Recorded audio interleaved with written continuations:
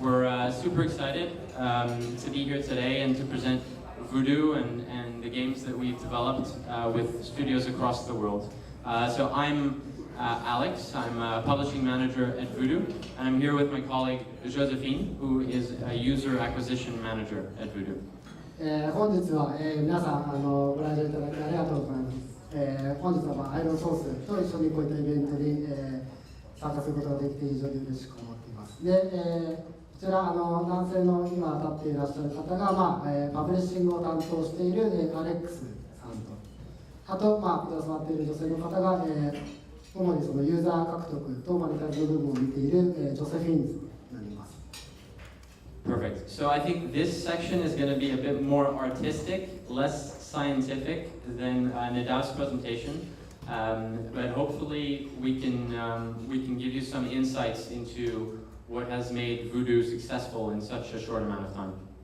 で今回のブードゥさんの、プレゼンなんですけど、先ほどのアイロンソースのものよりはもうちょっとこう柔らかく、もうどちらかというともうちょっとそのアーティスティックな、感じになっておりますので、ぜひその、ブードゥの、そのゲームについて、皆さん知っていただけると、幸いです。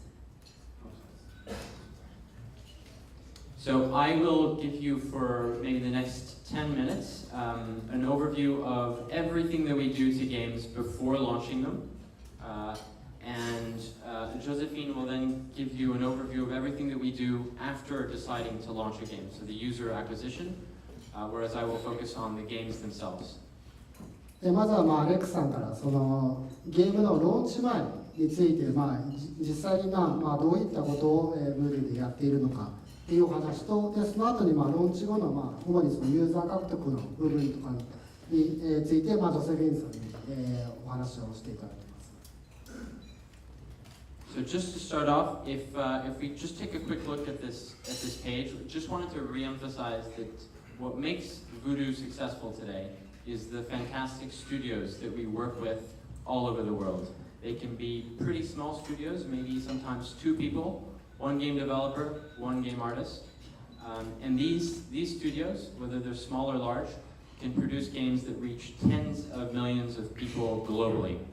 So if we click through this list quickly, we have the creators of Helix Jump. And if we just click, we'll get the logos. We have the creators of Fire Up, the creator of Snake vs. Block, Bento. These, especially Helix and Snake vs. Block, had tens of millions of downloads. Small teams of 2 or 3 people, from the start. Anthony at App Advisory created Splashy, which has come down in the charts recently. We have the Acid Cousins,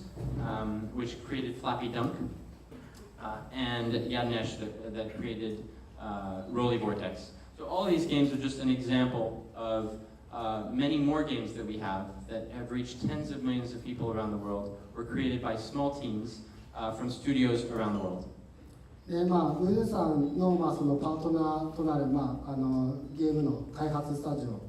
についてなんですけど、基本的には本当にもう 2,3 人の小さなスタジオ、その大きなところもあるんですけど、もうそのサイズに問わずやはりそのブードゥさんと一緒に、そのパブリッシングで協業することによって、その 2,3 人で作ったゲームが本当に世界中のもう何千万何億のユーザーにリーチする、そういったゲームをブードゥさんでパブリッシングをしています。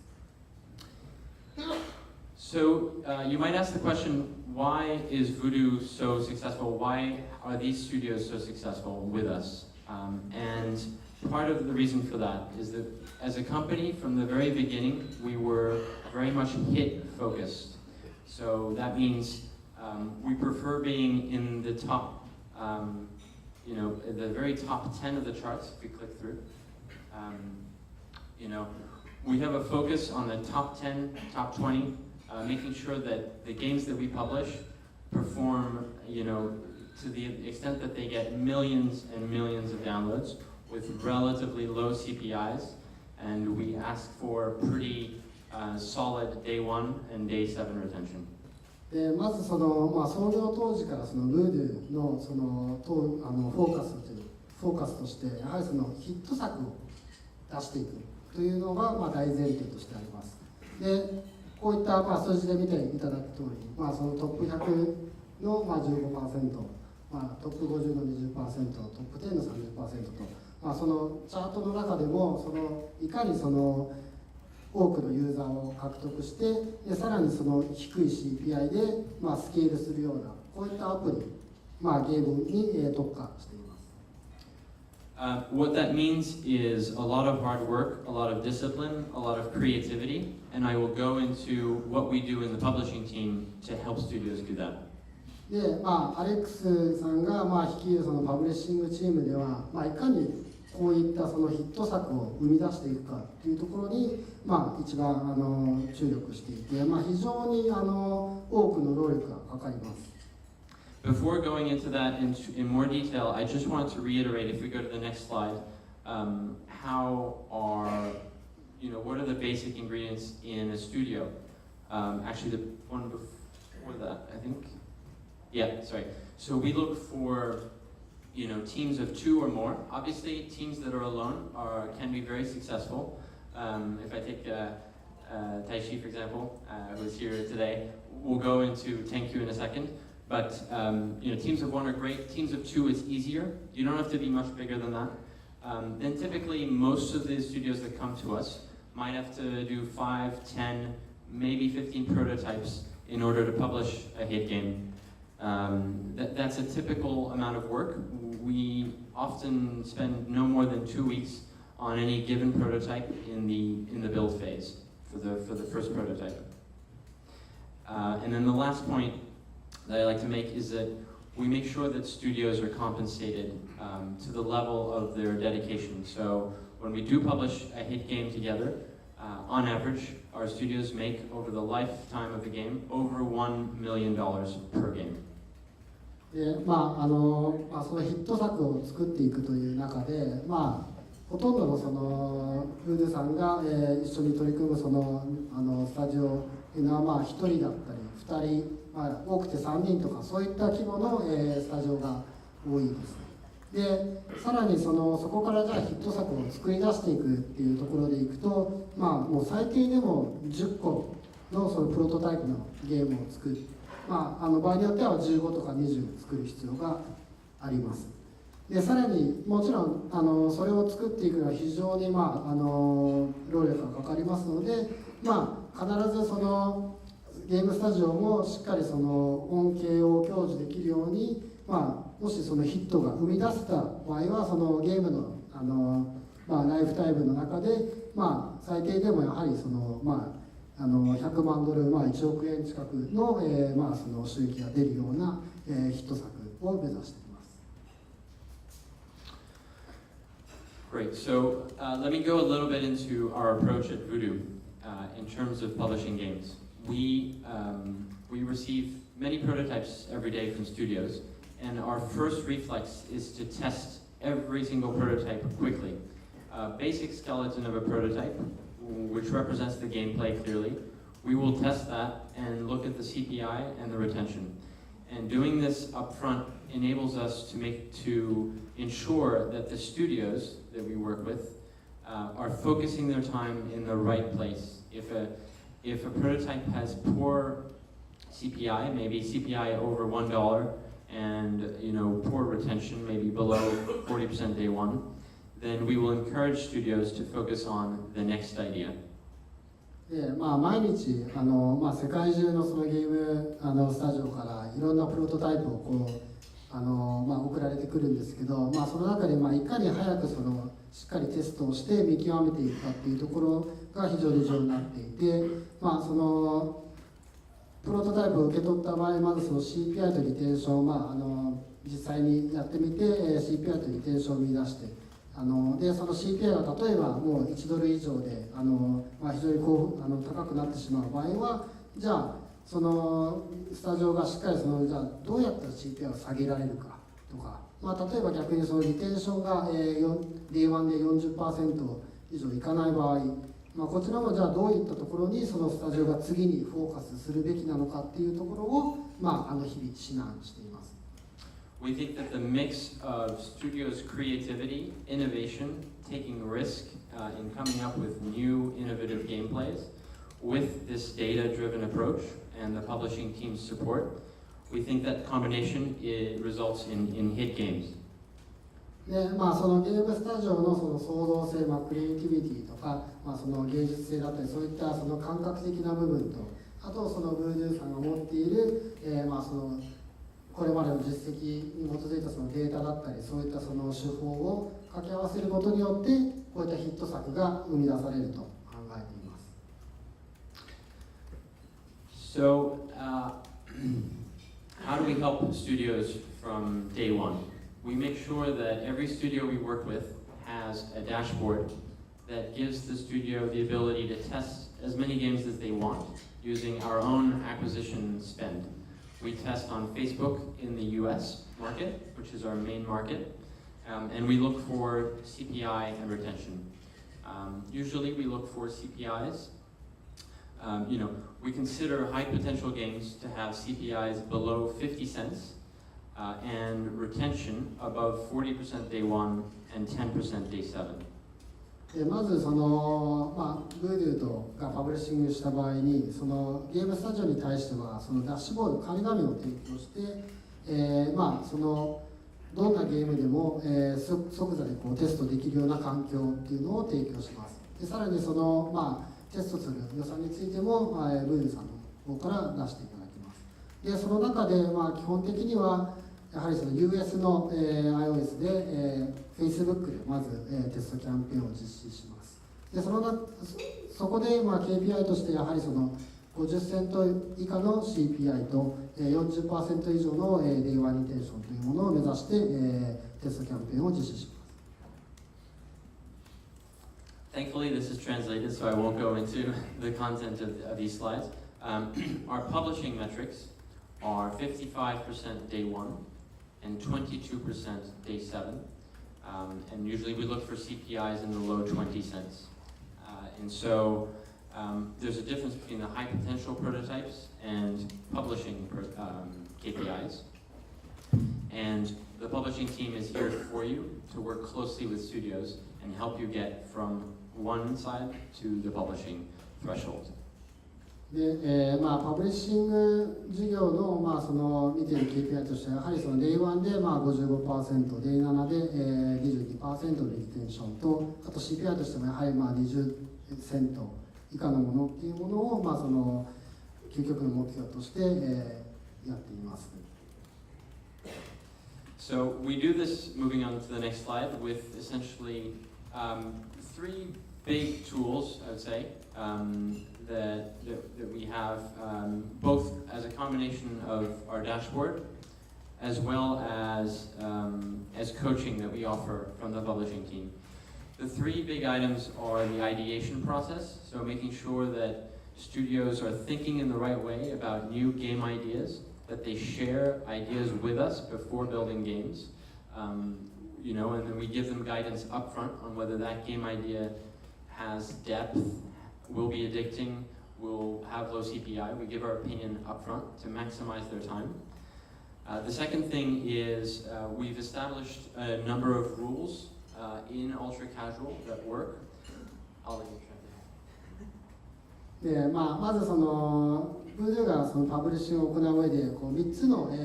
プロセスがあります。で第一にやはりその思考プロセスの共有でもうこちらはもうそのゲーム開発前の段階、そのアイディアの段階でVoodooが、ヒアリングをして、実際その、ゲームとして考えた場合のその、例えば中毒性だったりとかいかにそのどういったふうに、そのユーザーがそのゲームを受け取るかっていうところを、お互いこう意見を交わして、で最終的にはそのじゃあCPI だったりどういうレンジで獲得ができるかというところまで考えます。で2つ目がその、Voodooが独自に敷いているそのウルトラカジュアルのその基本ルールというものがあるので、そういったルールに当てはまっているかどうかというところを、調べます。I won't go into too much detail about the basic rules, but they include things like snackability, YouTubeability, System 1, so is it ultra casual, the gameplay originality, And is it forgiving? Is it a forgiving game? Those are 5 very basic rules that we find in most of the prototypes that we receive. でいろいろルールがあるんですが、その中でも重要な5つがあって、1つがスナックアビリティっていわゆるスナックのように毎日ちょっとずつかいつまで食べられるような、ゲームなのかっていうところと、あともう2つがYouTube アビリティ、これはもう YouTube とかで、いかに入るかみたいなところで、3つ目がThe next ability you release System 1, so System 1 hyper casual. ハイパーカジュアルに、当てはまっているかっていうところと、Yeah, and then forgiving. forgiving で、こちらもブードゥ特有の、フレーズなんですけど、forgiving っていうと、その慈悲があるかみたいな、あまり難しすぎてもやはりそのユーザーとしては、好まないので、いかにユーザーにチャンスを与えられるゲームかというところ。And then the gameplay. Is there innovation and depth in the gameplay? Can I play a game taking a lot of risk? And can I play the same game taking very little risk, for example? で最後に、そのゲームプレイ自体の、いかにその深みがあるゲームなのかとか、そういった、ユーザーとして、その高い難易度を挑戦しても楽しめるのか、むしろ難易度を下げても楽しめるのか、そういったところを深く、調べます。Okay, great. So, perfect. So we actually share a lot of what I've just described in much more detail over dozens of videos, tutorials, past live streams, newsletters. We share everything from day one with every single studio that we work with. でもうその契約初日から、こういった先ほど申し上げたようないろいろなそのルールだってあるのを、全部その動画コンテンツ化してあるので、そういったコンテンツをもうそのスタジオへ、共有します。Great, so I think we skip through a couple of slides. Perfect. So we really feel that the combination of being open source about all our knowledge, about everything that we know, whether it's on the dashboard, which you get when you sign up, or on coaching calls when you're talking to my team with your high potential games. We think the combination of that, of the creativity and innovation of our studios, and of our data-driven process, which is led by metrics, means that we're quick to go to market. It also means that we have a big emphasis on studios. You guys are really where the value is. We appreciate that. We love working with studios all over the world every day. And we recognize that you guys bring us the diamonds effectively. And all we do is try to mold them, try to shape them so that the market receives them in the best possible way. でそのブードゥーさんとしても、オープンソースのナレッジ、ブードゥーが持っている、そういった知見を使って、まさにそのダイヤの原石であるそのゲームスタジオさんの、そういった発想だったりクリエイティビティ、そういうものと、ブードゥーが持っているそのデータドリブンなその諸々のプロセス、こちらを掛け合わせて、このスライドにあるように本当にその原石をいかに宝石に変えていくか、そういった、プロセスを行っています。Great.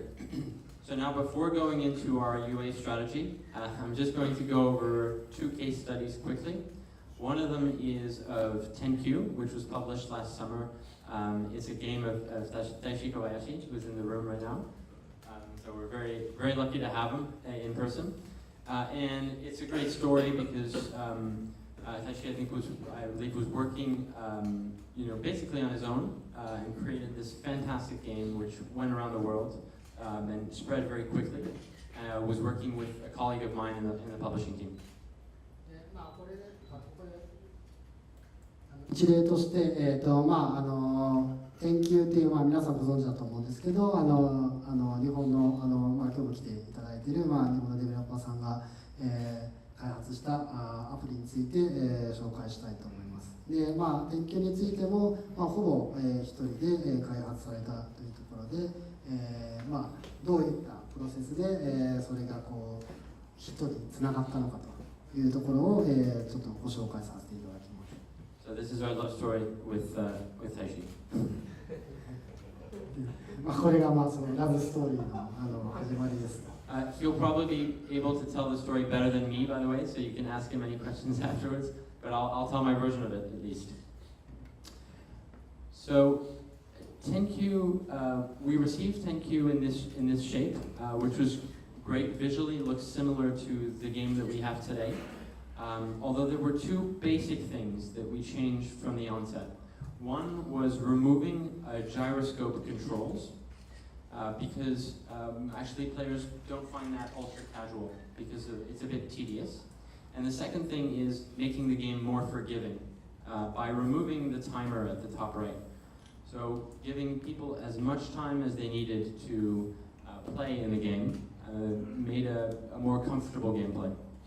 でこちら今こう流れているのが、最初にその受け取ったプロトタイプなんですけど、見ていただく通りその上にその時間の、制約があって、さらにその操作についてもそのジャイロを使った操作になっていて、まずこの2つを、Voodoo が、排除しました。で、特にその時間のところについてはやはりその先ほどあったその自費性というか、そのゲームがもうちょっとそのユーザーにとってフレンドリーなものになるように、するのと同時に、やはりそのハイパーカジュアルに考えた場合にそのジャイロでの操作っていうのはちょっとユーザーにとってはこう重たいのではないかと、そういう理由からこの2つを排除しました。Great. So the game came with a great CPI. 10 cents is rare, and it's a sign that the game is innovative, that people want to play the gameplay. One thing we did to improve retention, which was quite low initially, was make it a swipe controls, as we said, and we added more visual depth and visual reward to the game by creating an impression of continuity, by going from one layer to another layer indefinitely. で実際にテストをしてみて、CPI はもう驚異的にその10セント以下と、非常にそのダイヤの原石として申し分ない、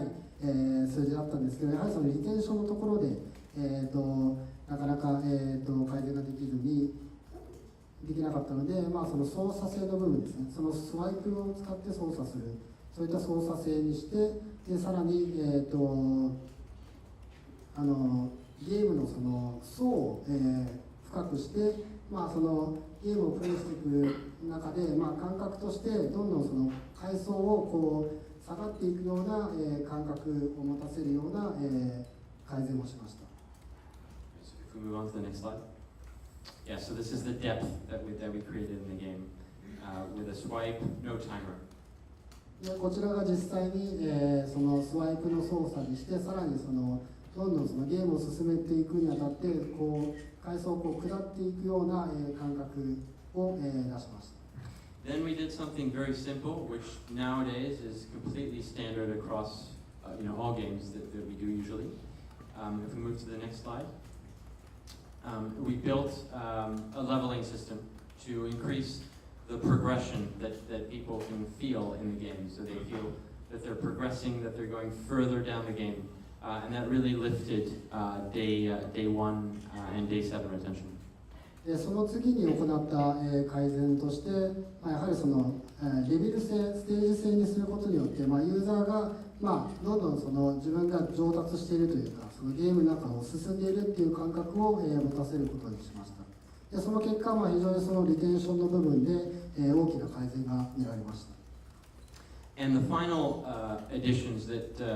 Taishi did alongside the publishing team was to bring CPI back down. And to do that, we added, if we move to the next slide, we added two things. So a tail to the ball for more satisfying physics, and gems, collectibles, that were non-intrusive to the gameplay, but added a little bit of visual reward. で最後にその CPI のところをもう少し下げる必要があったので、最終的な改善を行うにあたって、このボールの軌跡といいますか、その動きの、を表現するとともに、そのゲーム内に、そのゲームのプレイ自体には、操作には、影響しないんですけど、こういったダイヤを置いて、ユーザーが、その報酬を受け取っているような、感覚を、持たせました。Now, one more case study before we go into more UA stuff is another game called Perfect Hit, where I was the publishing manager with a developer in Slovakia called Jan Kovac. And this was interesting because, like a number of prototypes that we work on, initially Perfect Hit didn't succeed in reaching the publishing metrics. And so we decided to kind of kill the game early-ish, to make sure that the developer was spending his time in the right place. We wanted him to focus on the next prototype. で次に、パーフェクトヒットというタイトルについて、事例を、挙げるんですけど、この実際デベロッパーさんスロバキアの方なんですけど、結構異例でして、実際テストした後に、数値がもろもろの数値は良くなかったので、全てを一旦停止しました。でその停止している間に、実際にそのスタジオデベロッパーさんがどういったところにしっかりそのフォーカスするべきところにフォーカスできているかなど、そういったところをこう深く掘り下げて、コーチングを行いました。We then brought back the prototype to life with a creative idea that came as a result of the developer, a conversation between the developer and the publishing manager. で実際にその複雑な、ゲームプレイが、リテンションを阻害するというところで、そのプロトタイプを一回見直して、どうやって、そういったもろもろの数字を改善できるかというのを、共有しました。It was actually inspired by Thank You, the idea. で実際にそのアイディアがどこから来たかというと、先ほどの研究にインスパイアされたアイディアを、適用しました。So initially, in the first slide, actually, we had a game with good potential, a complex gameplay where you had to control power and lateral movement, and that was not forgiving. So if my ball hit an obstacle at any point, I was dead. And that meant that we had a pretty good CPI, actually. So we knew the game had potential, but the retention was taking a hit because of those qualities. で実際に最初のそのプロトタイプは非常に操作性が難しくて、そのボールの勢いと左右の動き両方をコントロール必要があって、その障害物に当たるともうすぐ死んでしまう。で先ほどのその自費性といいますか、そのユーザーにとってフレンドリーでないその撮影だったために、そのリテンションが非常に悪く出てしまったかと思います。So to fix these errors, or these shortcomings, what we did is we simplified, if you go to the next slide, we simplified the controls and the gameplay.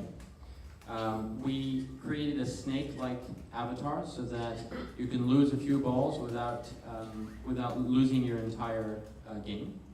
You can course correct, basically, a bit like in Snake versus Block. And what we realized, though, is those changes had a negative impact on CPI. So there's something that we needed to do, which was creative, to hack the CPI again. でまず最初にそのリテンションを改善するというところで行った施策としては、やはりそのゲームプレイを操作ですね、もうちょっと単純にするっていうところと、あとはそのすぐ死んでしまうっていうところで、そのヘビのアバターに変える、より、一回当たっても障害物に当たってもすぐ死なないので、リテンションが結果的に向上しました。ただその代わりに CPI がどうしても、上がってしまったので、その次にやはりそのいかにその CPI をそのクリエイティビティとか、使って下げていくか、そういうところに、次に、調整することができます。After seeing 10Q, I thought, why don't we, if we go to the next slide, why don't we layer the levels in a similar way to build continuity, more visual reward and feedback,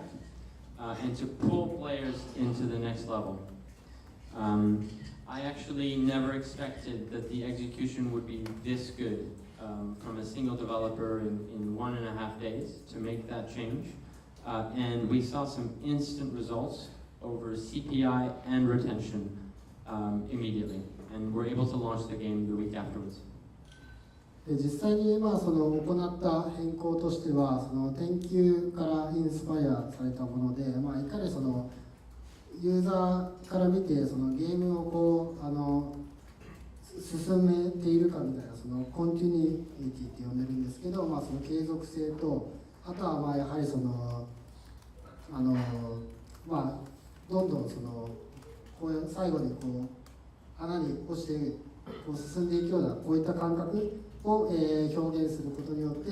アレックス自身も非常に驚くべき結果が出ました。で実際にそのスタジオの開発スタジオの方の、工数としてもわずか1日半でこういった変更を行って、その1日半の違いがここまでそのパフォーマンスとして大きく出るっていうのが、非常に驚いた部分でもあります。Great. So I've spoken for way too long. I'm going to hand over to my colleague. Thanks everyone, and we think that Japan and Tokyo is full of talent, and so it's a big area of focus for us. So I'm super happy to be talking to you guys afterwards. アレックさんはパブリッシングの部分は以上になるんですけど、次はジョセフィンさんの、ユーザー獲得の部分についてお話しください。Hi everyone, my name is Josephine. I'm a user acquisition and monetization manager at Voodoo, and my job is to get your game to the top of the charts. ジョセフィンさんは、Voodoo で、ユーザー獲得とマネタイズの、担当をしておりまして、その主なその業務としてはやはりそのパブリッシングしたゲームをいかにもうチャートの、上位まで持っていくかという、ことになります。The question you're all probably asking yourself is, how did we get this? The answer is simple. It is a collaboration between amazing developers and our Voodoo's marketing team. Yeah. Our marketing team is not like all the other publishers. Of course, we buy users and we monetize games, but we also go further. We help the developers improving his game after the launch by giving him the data-driven insights. でこういったタイトル、皆さんご存知だと思うんですけど、Voodoo さんにリリースされていて、10億ダウンロード以上、獲得していて、じゃあ実際にどうやってここまで、やれたかというところで、やはりその、デベロッパーさんもともとのそのゲームもありますし、やはりVoodoo の持っている独特のそのマーケティングの力っていうのが、非常に大きいです。To illustrate this collaboration, let me tell you the story of Color Road. The game was launched by Big Frames, a 3-person studio founded in 2015. After a few months after the launch, the CPI, cost per install, has become too high. We weren't profitable anymore. So we worked with the publishing manager and the external studio. We did more than 40 A/B tests, and we integrate the successful A/B tests into the game. The A/B tests were, for example, changes colors, additional challenges, or changes skins, and the results was great. We had a better retention, we had a better ad frequency. We were able to monetize more and then spend more. Color Road was on the top 5 on the iTunes Store for over a month, and guys from Big Frames were very proud, and we were happy to continue to work with them. でVoodoo のそのユーザー集客の部分で大きく違うのが、やはりそのパブリッシングリリースした後もそのゲームを持続的にこう改善していくことができることになると思います。で実際このカラーロードの例なんですけど、実際3人のスタジオでリリースしたんですけど、やはり最初はうまくボロボロのパフォーマンスが良くなくてうまくいかなかったんですけど、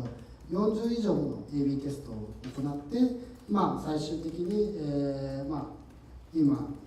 出ているようなバージョンで、2800万ダウンロードまで伸びたと。で実際にその AB テストの内容としても、そのボールの色を変えてみたりとかスキンを変えてみたりとか、もう本当に細かく AB テストを行いました。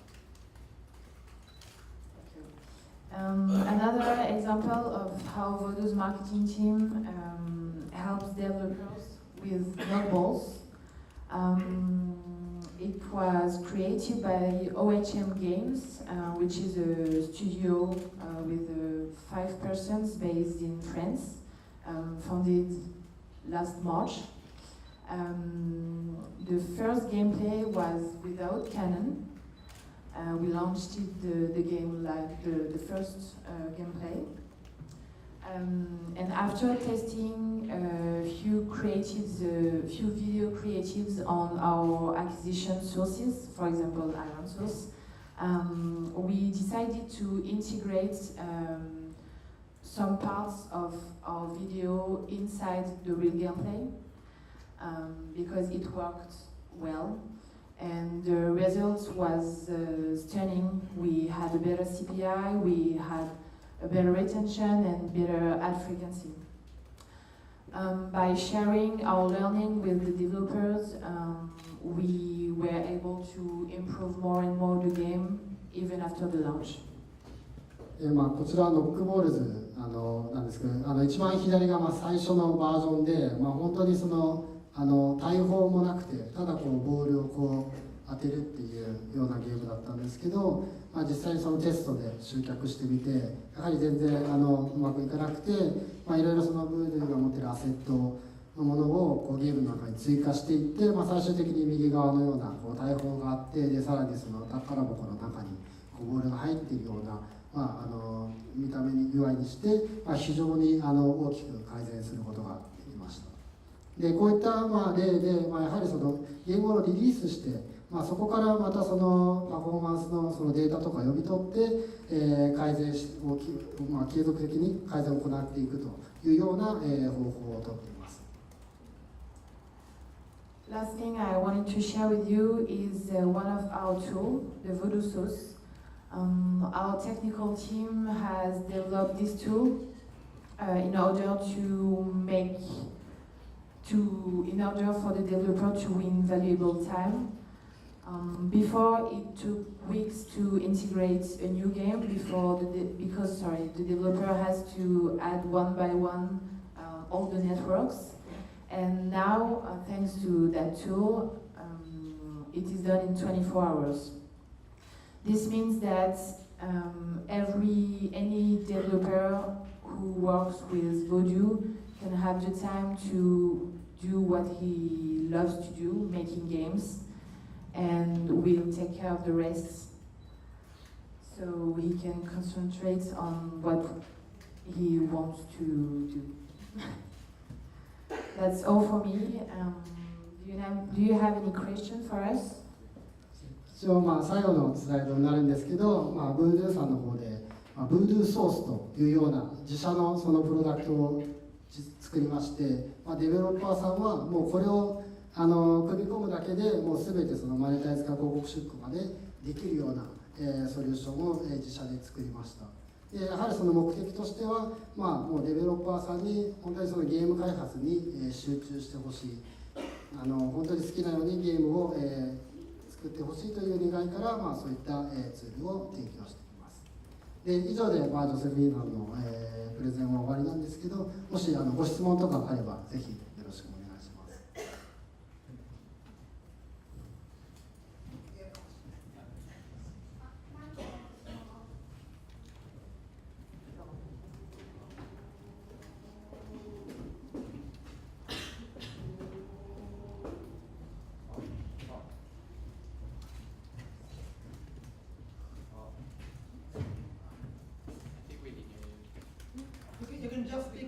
マイク出してみて。じゃあ、日本語で大丈夫ですよね。大丈夫です。初めにアプリを Facebook でテストするときに、まずテストにいくらかけるかぐらいかけているのかっていうのと、あと、ワンデリテーション 40% っていうのを出したと思うんですが、このリテンションの測り方って絶対時間なのか相対時間なのかリラティブタイムなのかアブソリュートタイムなのかっていう2点をお伺いしたいです。So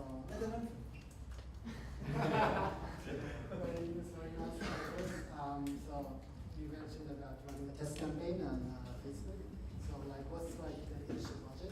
The initial budget, like kind of budget they should like think like for a step doing like the very first test. How much do you spend initially to understand how marketable the game is and whether we should invest in this game? We fund all of your campaigns, and we actually spend what we find is a meaningful amount, which is, it depends on the game, on which number of tests it is, but usually if you can get about at least 100 users off of those campaigns, you know, even let's say $50 a day, even that amount of money on Facebook in the US is enough to have meaningful data. Facebook の予算についてなんですけど、基本的にはその予算自体全部Voodooが出すので、特にこれっていうのは決まってないんですけど、その一般的に考えてやっぱり US の Facebook であれば1日$50ぐらいの、スペンドでも、非常に効率のいいデータが取れると。But over the lifetime of all the tests for a single game, you might be spending, you know, thousands of dollars to, you know, for the first test and iterations, then maybe you'll increase the budget to look at certain things. でそのテスト全体って考えた場合は、結果的にやはり数千ドル使うことにはなるかと思います。で、so here's the second question about how to calculate it's like per user or like just, So we use game analytics to track retention, and it tells us, you know, over the full population of users, you know, is there on average 55% after 1 day of retention, you know, and then day 7. So GA it gives us all the data. like how do you like define day one? Yes, so exactly. So day 0 is the day you start the test, no matter what time you started at. Day 1 is the day after that. Per user, it's like 24 hours, or is it like just? It's not. It's so if I started a test campaign right now, my day 1 would be tomorrow, all day. なので、そうですね、24時間後とかではなくても、その区切りでリテンションは測っていて、でさらにそのツールを使って、ゲームアナリティクスというツールを使っているので、そこがもうでリテンションなどを管理しています。ありがとうございます。Thank you. 他にご質問ある方、じ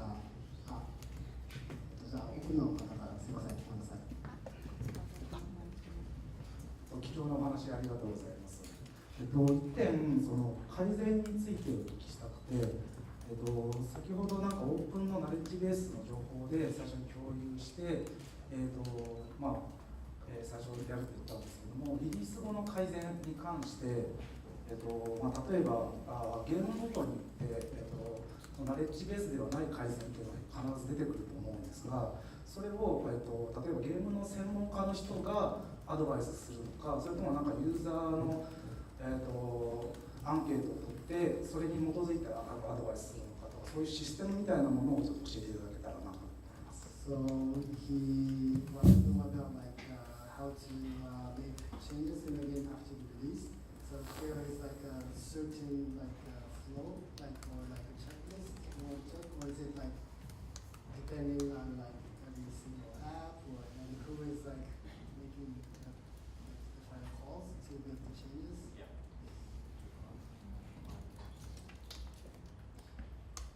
cool. So once we publish a game with you guys,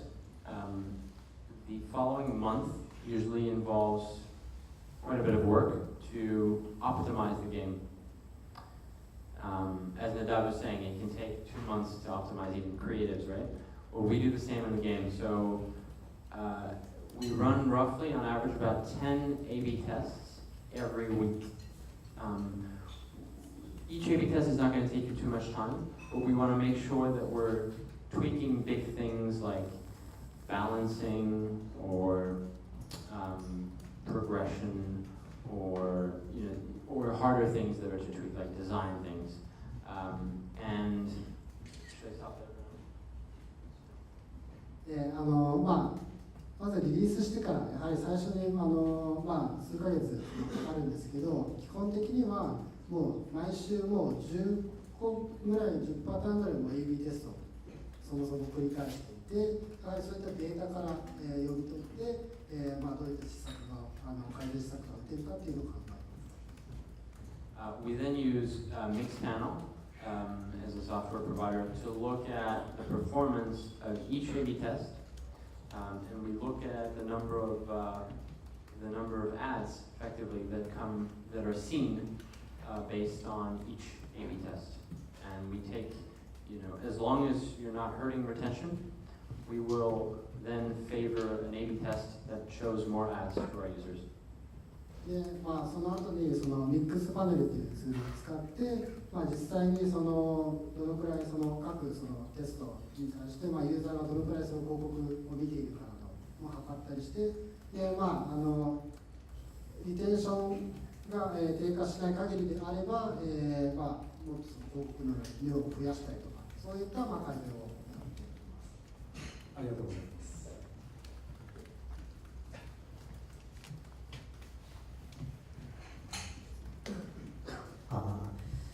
興味深いお話、大変ありがとうございます。私もカジュアルゲームを作ってたりするんですけども、Voodooさんパブリッシュの憧れの的的なところあると思うんですけども、世界中でどれだけ、プロトタイプが届いていて、その中でどれだけ成功に結びついているのか、ちょっとお伺いできたらなと。So he is a developer himself, and he's like definitely you guys are like the star. Thank you. And he's interested in how many prototypes you see every day, and how many hits you can make it. So as I said, it really depends on the studio, but on average for our high quality studios, you can expect after about 10 prototypes, you would expect to publish a hit. We see many prototypes every day, but not all of them are to the quality that you might expect from prototypes in this room. 全体でいくと切れないんですけど、やっぱりそのスタジオごとで見るとやはりその最低でも10ぐらいで、その中で1個原石となるようなものがいいかなっていう感じです。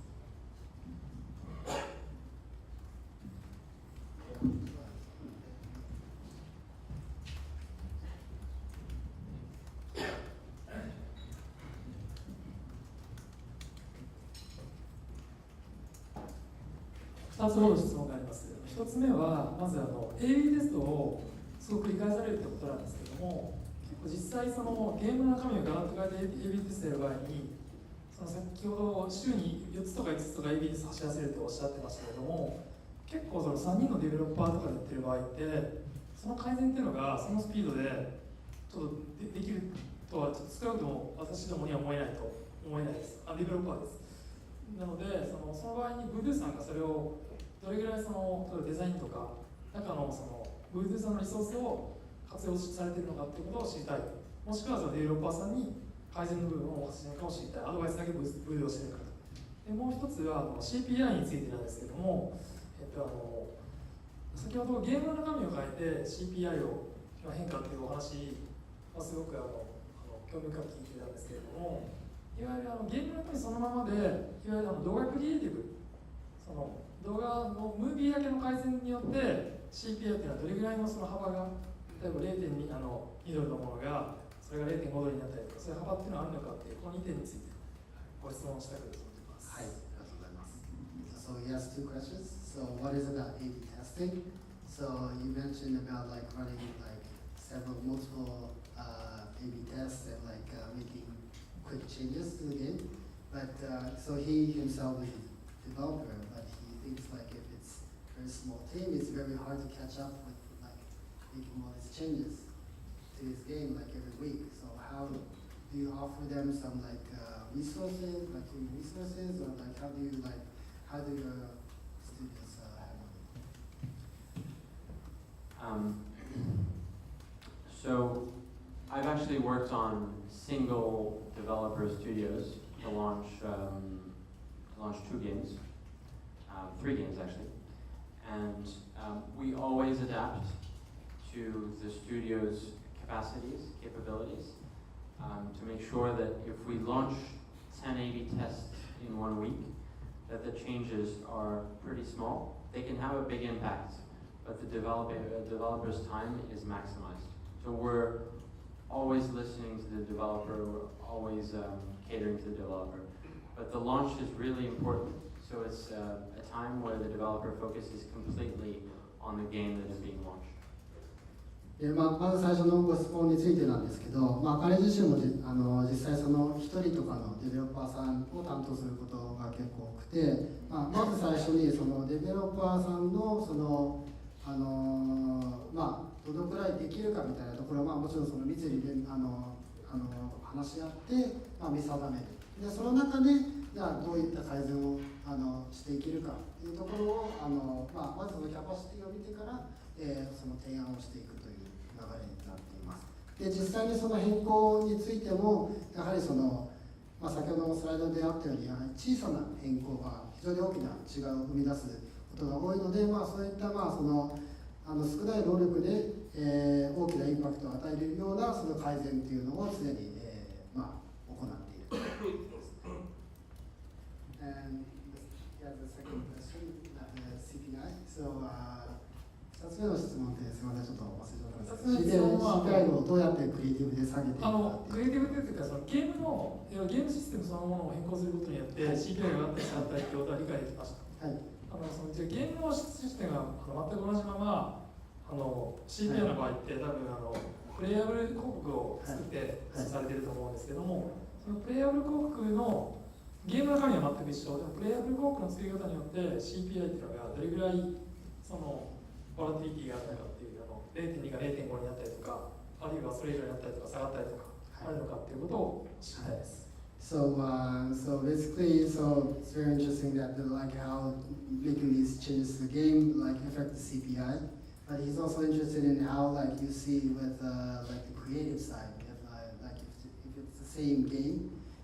how different in the CPI do you see with like improving the creatives? What if you change only with the creative to affect the CPI and not the game? What if I change?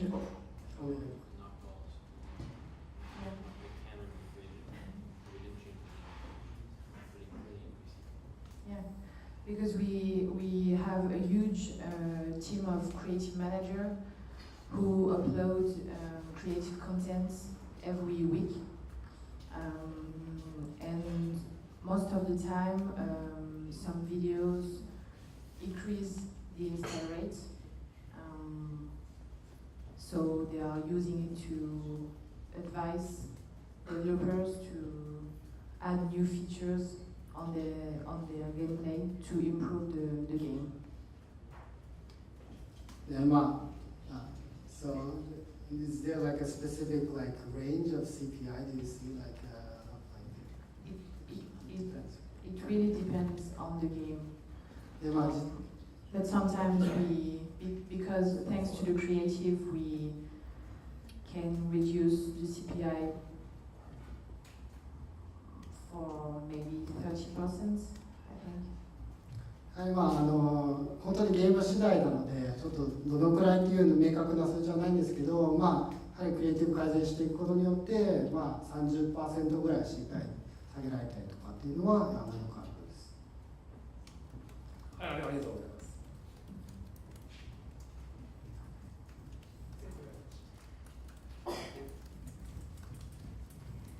ウッドロイドの中岡です。今日はありがとうございます。ストアの、コメントや評価はなんか CPI に影響するとお考えになっていらっしゃるかっていうのと、もし影響すると考えるのであれば、なんか星何個以上じゃないとダメとかっていうのがもしあるのであれば教えていただきたいです。So he wants to know if you think that like the store reviews affect the CPI, like in the App Store or the Google Play Store reviews.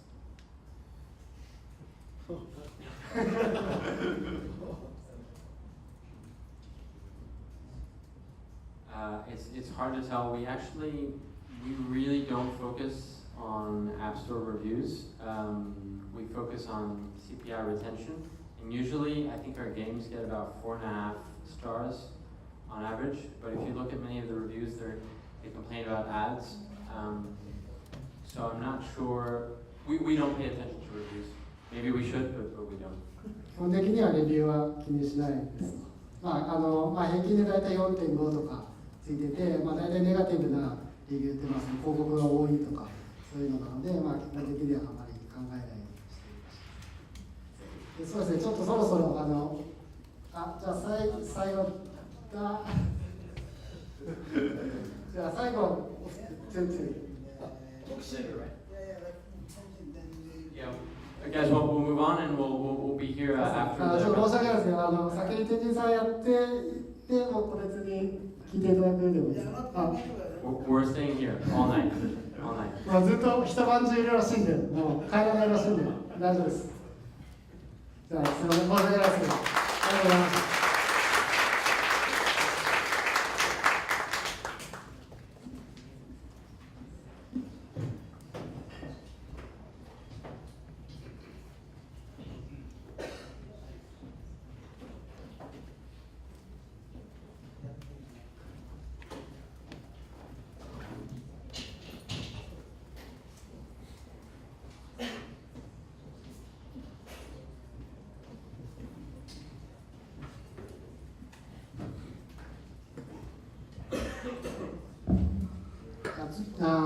そうですね。では次に展示の田口さんから、次のセッションをしていただければと思います。